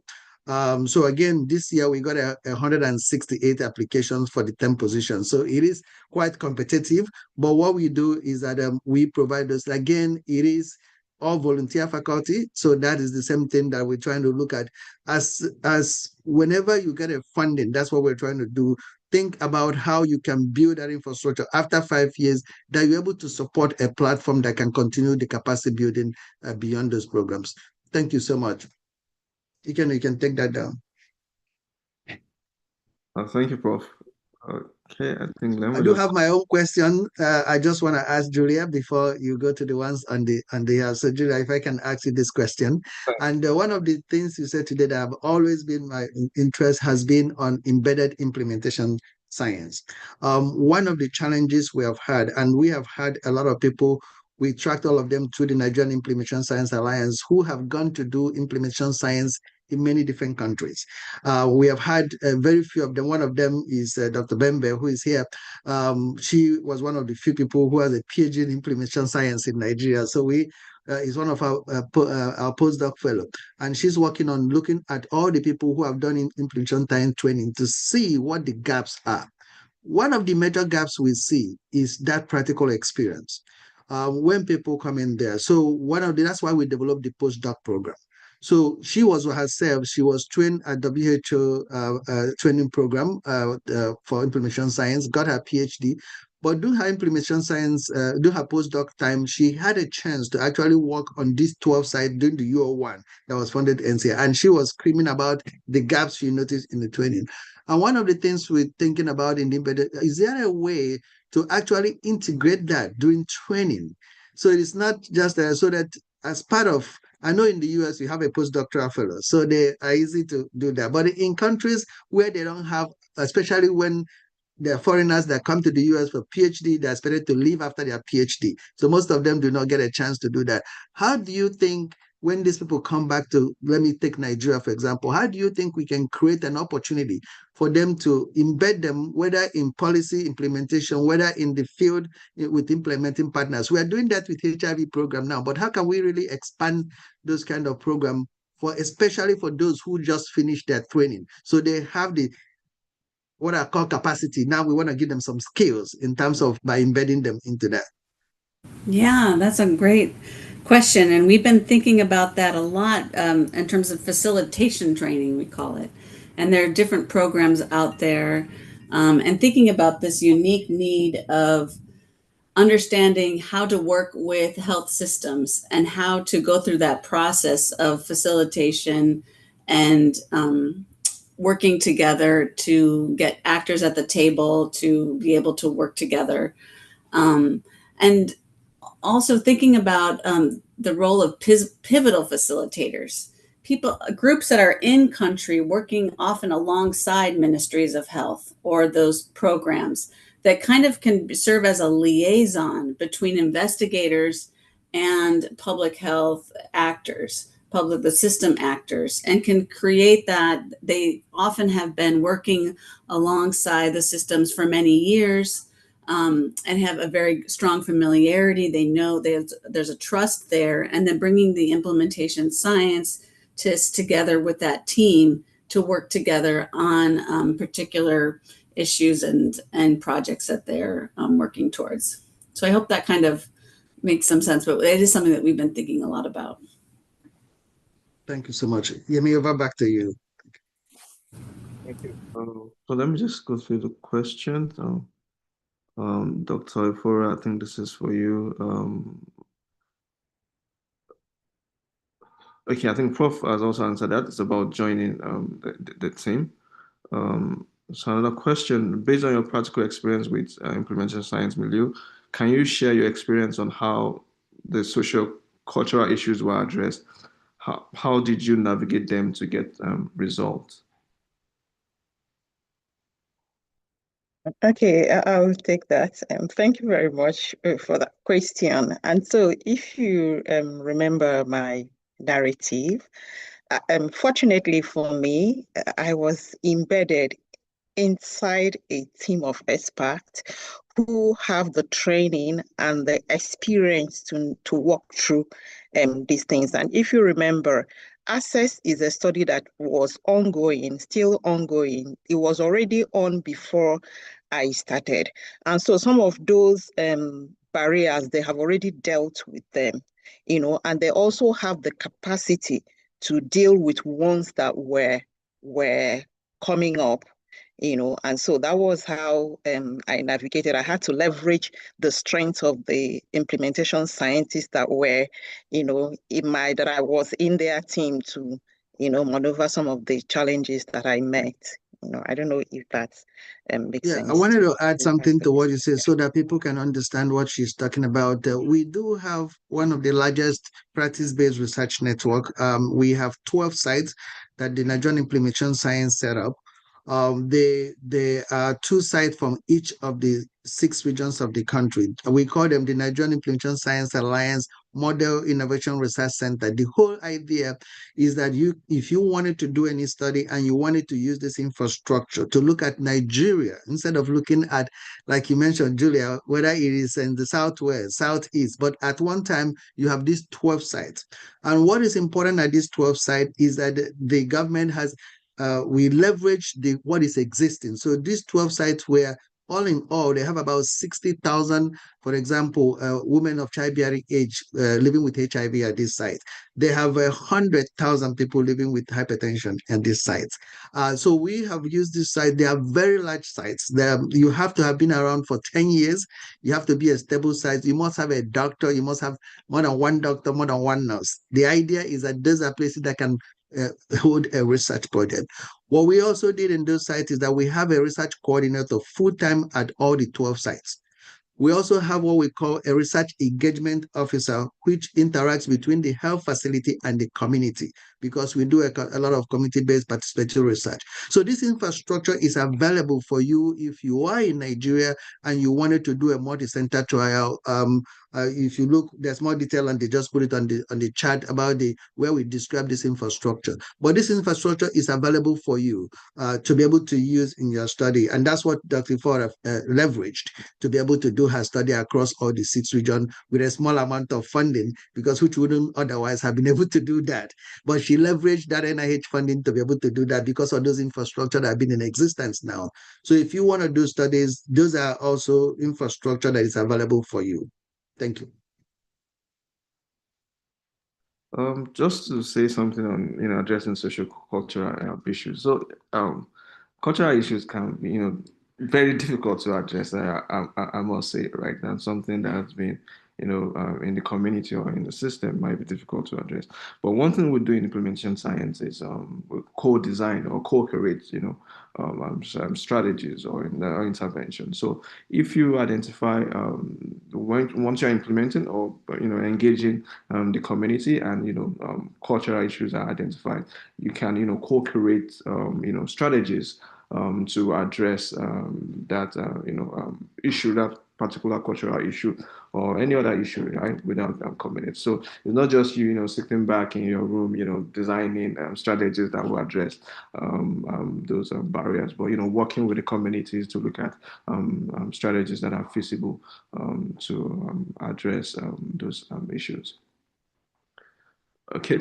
So there's another question. I've watched apitherapy. Okay, I don't know what apitherapy is. Scientific research platform, and will request if global cancer research work alongside apitherapy science experts who claim to cure patients with cancer. Experts should cooperate to ensure cancer research and treatment are enhanced. So I don't know. Does anybody want to take that?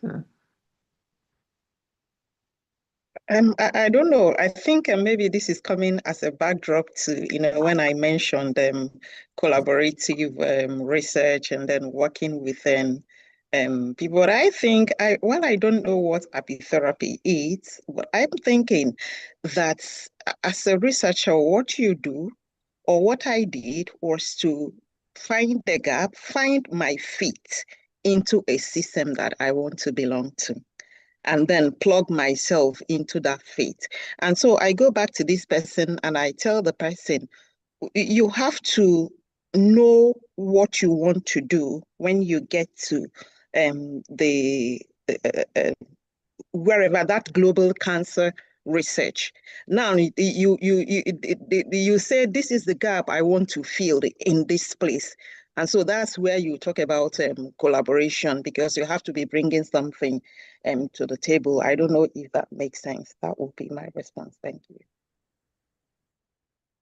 Thank you. Does anybody want to answer? Okay, so I just checked what that is, and I think it's the use of I think honeybees or something for product, for treatment for medicinal purposes. So I'll just say, in implementation science, and we'll talk about evidence-based intervention, right? And we'll talk about the 7 Ps, I think product, programs, and policy. POs is part of them. So, of course, if an intervention is evidence-based and it's been, of course, approved by the appropriate regulatory body, there's no, it's something that can, be tried, right, and see how to improve the uptake or the adoption of that particular intervention. But it's important for it to be, has been shown, to work and be a good alternative to what is currently, in place. And of course, approval of such intervention will be necessary. Prof, do you want to say anything? I think you. Yeah, I do want to mention something that, we always talk about implementation, but I also want people to understand there is de-implementation. And de-implementation is a very important part of that implementation process. So sometimes we actually embark on within the implementation science to de-implement things that has not worked, and they are bound a lot. I'll give you an example. One of the ones we had to deal with was where the women were screened for cervical cancer with VIA every year, even though the recommendation says 2 to 3 years, but they were screening women every year. And we actually tried to change that. He thought it's going to be an easy thing. It was not an easy, even though the evidence were there. They have it. They said, well, we're waiting for the CDC to tell us to stop screening 1 year. Why is it CDC have to wait for CDC, the United States CDC, to come to Nigeria to tell you to stop screening people every year, even though in the guideline, it says you should screen not every year? it took a while to try to get that changed and then be able to do that. So again, I want you to think about implementation science is not only about implementing new things. There is about also following a process to de-implement things that do not work.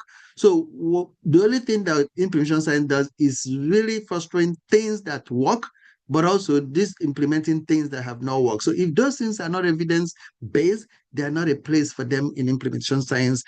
So there have to be things that are already evidence-based in order to be able to implement them. And if they are not evidence-based, and sometimes they are causing harm, but also to use the same principle of the implementation to stop those things. Thank you. Yeah, some of the things we're still going to talk about, but it's fine. So I think we've addressed some of the questions. Let me see. There's something one on um. So thanks for a wonderful presentation. How do we know when the grant calls are out? So Margarita, I think this should be. Yes, that's for me. So I'll share the link again, but usually these funding announcements have the application due dates available, and usually we have them, or for the dissemination and implementation research and health, there is a table that lists the coming deadlines for multiple months ahead. And again, as I said earlier, we expect that this is going to continue moving forward. So I'll share the link again so that you can scroll down, and you'll find these dates. But then also through the Center for Global Health website, I think that's a good opportunity that we can use to share this information. And yeah, feel free to reach out as well for any other questions related to that. And one of the things we have done, if you go to outside of the Nigerian Implementation Science website, is that we scout around a little bit and see if we see information on grant to paste it in our website. So those two websites are all in your link. For example, we don't know, there are a lot of changes that are going on right now, but we will go something. We get news alive from Fogati, and you can also sign on there if Fogati is still going to be there. But one of the things that they can do is that they bring out some opportunities, and not only like I think Margareta, you showed that they don't only show NIH funding, they showed even non-NIH funding. So that is another place that also you get information there. But what we also do is that we scout these areas, and if we find them, we also put them in our website so that you can see. What we try to do is to save you the challenges of, if those are not grants that are not open to you living outside of the United States, that you will only focus on those ones that you have eligibility for. So that's one thing that is there. But you also can go to grant.gov. We have done trainings on how to do that. That's what we spent Tuesday to do here, to show you how to go in there, check grant.gov, look for K43s, grants that are meant for people who do not live in the United States. A lot of those things are changing, but I think by September, we may get some more guidance about how things will work moving forward. But those are areas that you can also check there. And if you have doubt, come also, we have the monthly webinars. So the first Monday of every month, ask that question. So one of the things we're going to start to do is that at the end of every presentation on those Mondays, we are going to show a few samples of grants, not just NIH, but global opportunities for, especially our focus is on early stage careers. People who are starting their career early. So these are small grants, even if it is 10,000, 20,000, whatever it is, to help you get started. Especially, like Margareta said, if you can leverage large grants that are already going, there's a lot of investment that been made in Nigeria and in so many other African countries. So you should not miss the opportunity of leveraging those existing large grants to do studies that you may otherwise for your own not be able to do. Thank you. Thank you, Prof. I think we've answered all the questions. So our time is fast spent, although we have a few questions for Margarita and Julie. I don't know if maybe we can take one or two before we'll go. Yeah, happy to. Do you want the ones from the chat, or the ones that, or do you want other questions? Yeah, but other questions on panel Yeah, discussion. absolutely. Yeah. Dr. Farah. Okay. Yeah, thank you. First of all, I want to ask Julia what she thinks, having worked a lot in LMIC, especially looking at HPV screening. Do you think in the very near future that we will have this as the standard testing for cervical cancer across? What do you think? What's your prediction? Oh, HPV testing? Yes. Well, it's certainly in settings that can afford the HPV test, you see that it has been now widely implemented. And the question is, what will be the role of cytology where there in settings where there is cytology? And that de-implementation question will be very relevant as settings are looking towards primary HPV testing, especially in the United States, where the structure of screening is less controlled and regulated. It's doctors really are still at a whim to do what they want in their practices, right? And often do co-testing. So that's certainly an issue. But for other settings with fewer resources, I think that's a critical challenge, is how to get affordable HPV tests out there that are clinically validated. And there are many on the market and few that have been appropriately clinically validated and that we know can be reliably implemented. And so there's a lot of effort there. I do think it's around the corner and is certainly the appropriate strategy, and because of its high sensitivity. And so, yeah, I think that is definitely the way to go. The question is, what's the triage? And also among populations at risk for HIV, right? Because of the high positivity. So there remains some challenges there, but it certainly ideally could be available. So, Okay. so let me just ask on this question for you to expand on it, that where you are. Would it, I always think that we may have missed an opportunity. For example, when we looked at the 2,000 sites supported by PEPFAR for HIV, almost all the sites had a PCR machine that they use for viral load, and they also use that for TB. I'll keep wondering why we couldn't, instead of the silos, why those machines could not be enhanced to actually do Mm-hmm. HPV. I think they could. And Mm-hmm. those sites already have that. They know how to use those machines. They know it may not be perfect. Mm-hmm. We did this stuff in sickle cell where we used to do, take all the things, but it was logistically very difficult in the resource limited setting to be able to moving them to a central place to do HPLC machine. But on Mm-hmm. site, and a lot of these sites, the 2,000 sites in Nigeria, the most comprehensive ones, all have this PCR machine that can do TB, that can do that. Why couldn't we do that? Why Yeah, couldn't I we think with PCR testing, I mean the challenge is making sure you have a well-controlled lab and making sure the HPV test is not susceptible to contamination issues, because we've seen in many settings that HPV, while it's not a risk to laboratory technicians, there can be a lot of contamination and high test positivity for non-clinically meaningful cases. So I think it's definitely an opportunity. It's just a matter of coming up with tests that will perform adequately and are clinically validated. So it's definitely an opportunity there that's been missed. I agree. Okay, thank you. Okay, correct. Yeah. Yes, thank you very much. Then very quickly to Margarita, and now I think I'm representing every early career researcher on this call. I wanted to know what are the plans, how is early career researchers supported, in this global cancer implementation science stuff. I mean, you have shown us a lot of grants on how this and that. Where is an early career researcher in this? Yeah. Thank you for your question, Dr. Ifeora.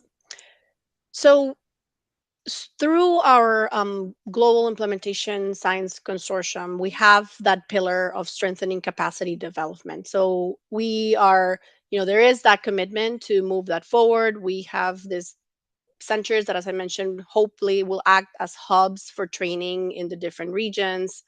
But we do believe that that strengthening those capacities also happens through spaces like this, right? Through spaces with like the Nigerian Implementation Science Alliance, through IVAN, through CCIS, as I mentioned, because it starts with it's a multi-component aspect on building the path for early stage investigators, right? And I'm someone who's also started building that path on implementation science.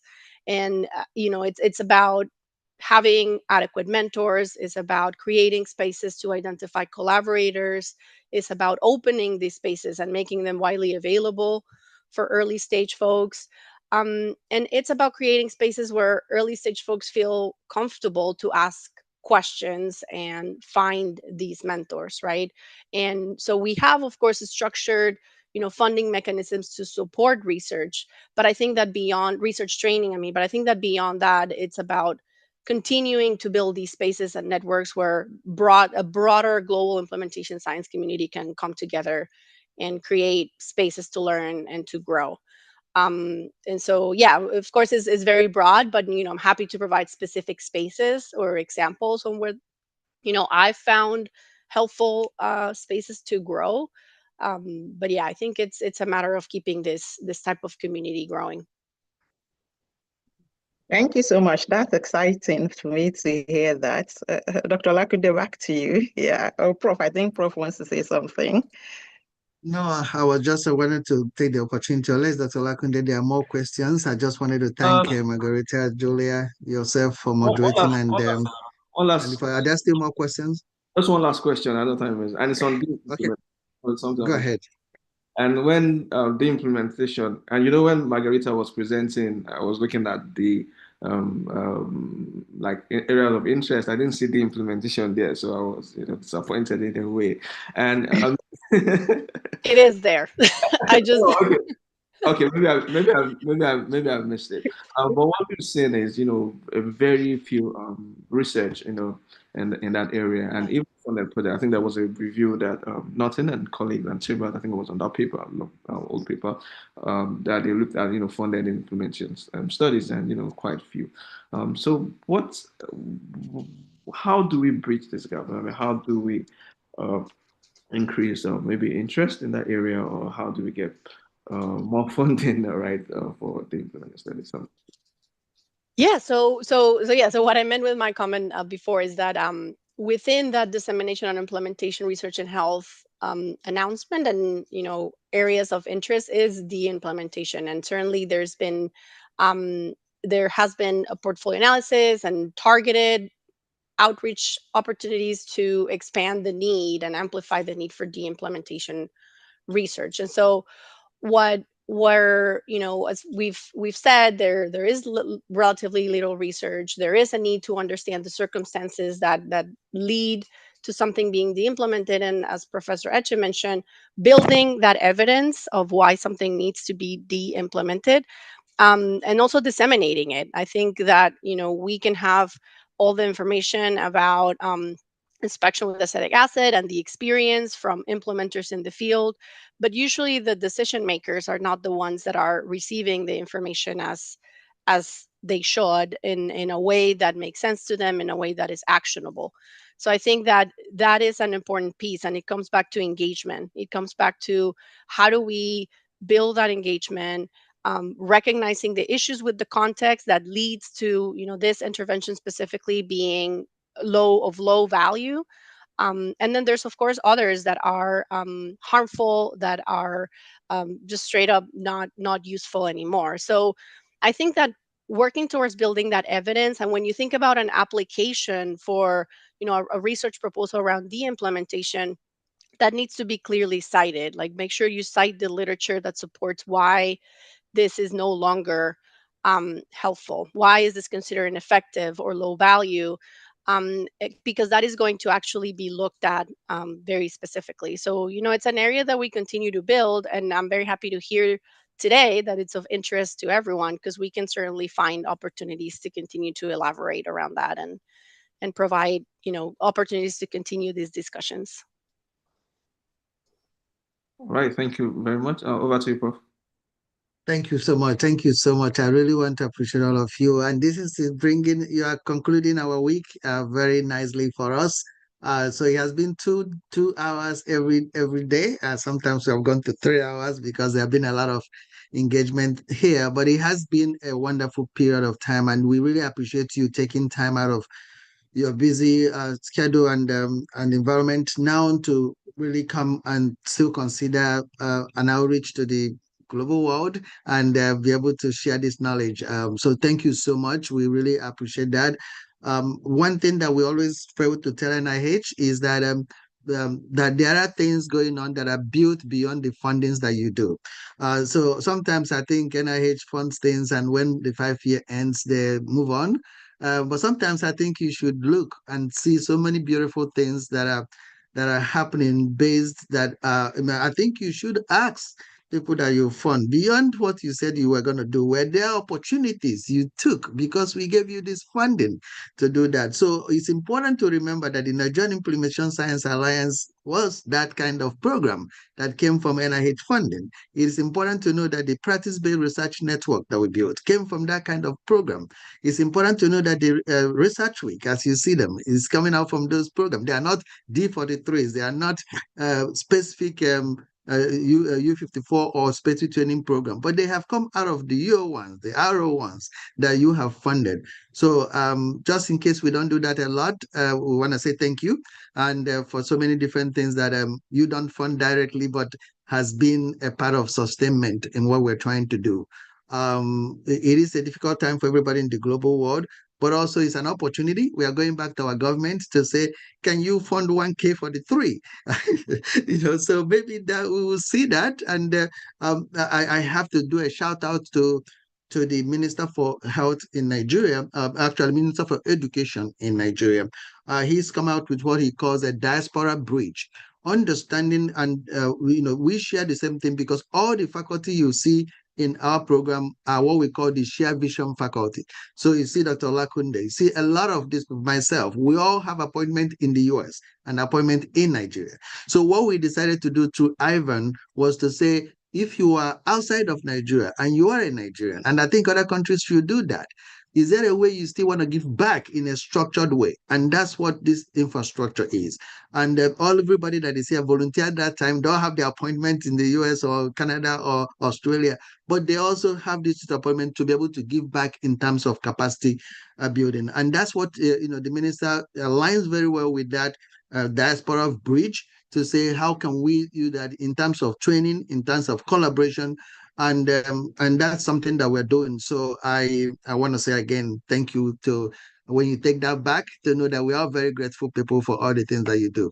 So this brings our things back. Please, I want everyone to take a time to complete the question that we gave you there. What it does for us is that we want to hear from you. Our next research week, what will you want to hear? So that is, we started this because of the input from last year. So please, if you can complete that, you can tell us what we do to be able to do to what you would like to hear the next time. We systematically put this research week in June because it is a prelude to the conference that happens in September. And this year conference is going to be in Abuja. This will be our 10th year. Again, this is a conference that we started after an NIH fund, and it has been sustained for the last 10 years without any funding.